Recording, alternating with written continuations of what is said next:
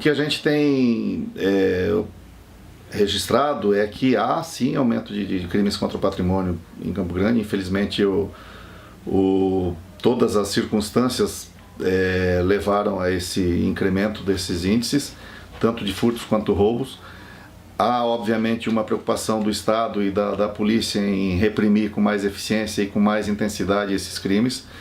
Há um conjunto de ações que devem ser desencadeadas e que são desencadeadas para esse combate. Inclui desde o policiamento ostensivo até a investigação policial e obviamente até a atuação do Poder Judiciário, Ministério Público. Então há um contexto de ações para se trabalhar a redução.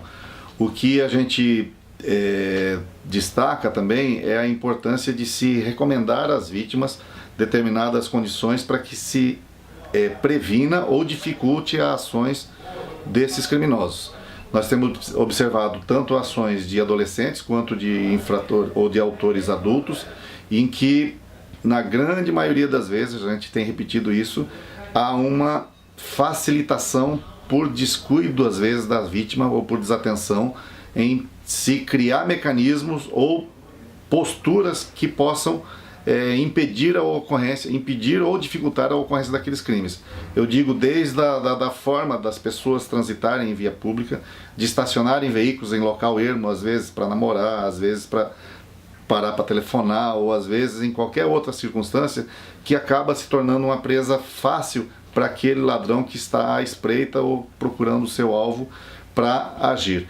E a gente tem verificado que se você adota uma postura, as duas pessoas com os mesmos objetos, por exemplo, em determinado ponto da cidade, com a mesma vulnerabilidade, o ladrão vai enxergar e vai agir em cima daquilo que representa menos risco para ele.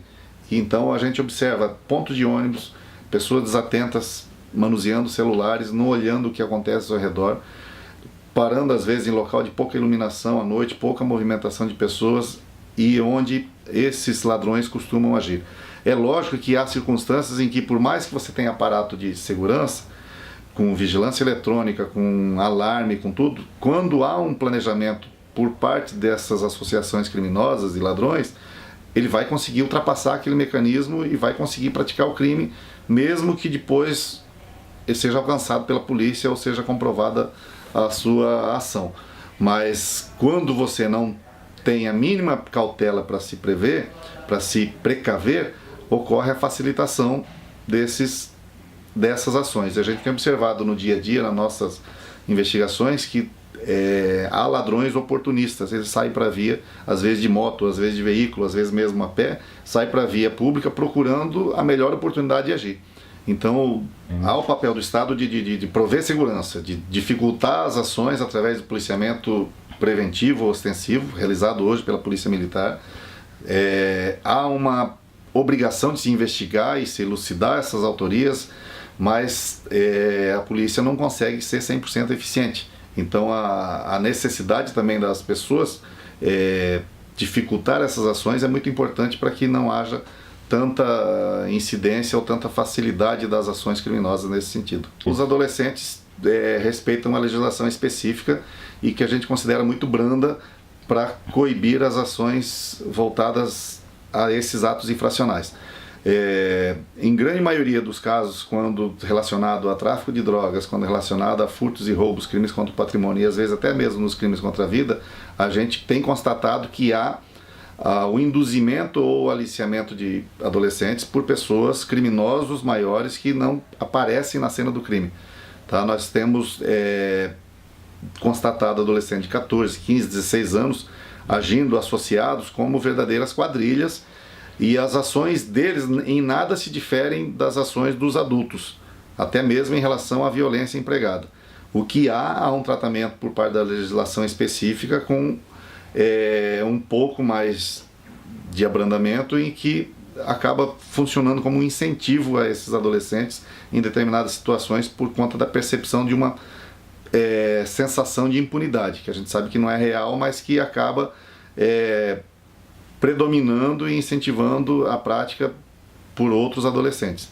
Obviamente que o poder público precisa também contar, nesse caso, com a participação das famílias, para que tenha a educação desses jovens, o acompanhamento das suas ações, para que eles não ajam livremente e acaba se tornando tão somente um problema do Estado ou um problema de polícia.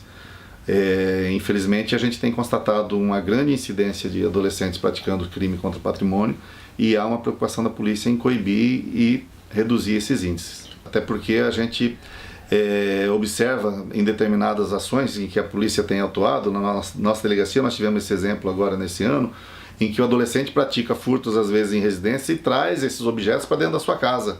E na sua casa, seu pai ou sua mãe ou seus irmãos às vezes presenciam e verificam aqueles objetos, sabem que é produto de ilícito, porque como é que você justifica, por exemplo, às vezes chegar em casa com meia dúzia de relógios de padrão bons que aquele adolescente não tinha como comprar, e ele surgiu do dia para a noite em casa.